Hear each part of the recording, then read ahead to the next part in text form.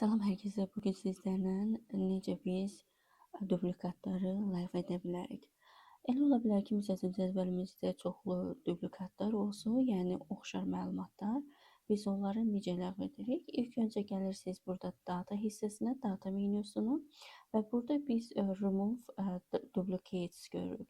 Amma bunu biz aktivləşdirmədən öncə ilk öncə biz bütün xananı seçməliyik. Daha sonra burada data hissəsi menüsünə gəlib remove duplicates'i sıxaraq burada bir balaca bir pəncərə açılır və bu pəncərədə hansı sütunda əməliyyat aparmaq istəyirsinizsə, onları seçə bilərsiniz. İstəsəz bütün biz məlumatı məsəl üçün bütün cədvəlin üzərində apara bilərik. İstəsəz sadəcə seçilmiş sütunlar üzərində.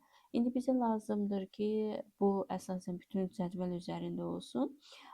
Məsəl üçün bunu seçirik hamısını və OK düyməsini sıxırıq və görürük ki, artıq bizə məlumat verdi ki, sən demə cədvəlimizdə 2 dənə dublikat var imiş, yəni oxşar məlumatlar var imiş və onları artıq sildi və bunu OK sıxırıq və görürük ki, avtomatik olaraq cədvəlimiz düzəldi və dublikatlar, yəni oxşara silindi. Bunu geri alsaq və bu şeyi də yoxlayaq. Məsəl üçün təkcə olan cədvəl üzərində, yəni sütun üzərində aparılan əməliyyat. Məsəl üçün bir sütun üzərində aparsaq, tutaq ki, şöbə üzərində aparaq, şöbə üzərində olan oxşar məlumatları siləcək və bunu OK sıxırıq və görürük ki, oxşar məlumatlar silindi.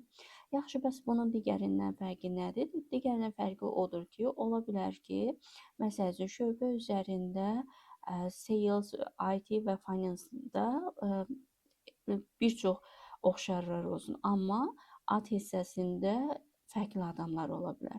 Məsəl üçün ICL də sales hissəsində işləyə bilər, hər hansı bir başqa adda, məsəl üçün Nigar da salesdə işləyə bilər.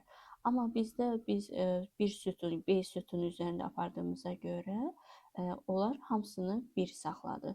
Yaxşı, bəs bunu biz nə vaxt istifadə edirik?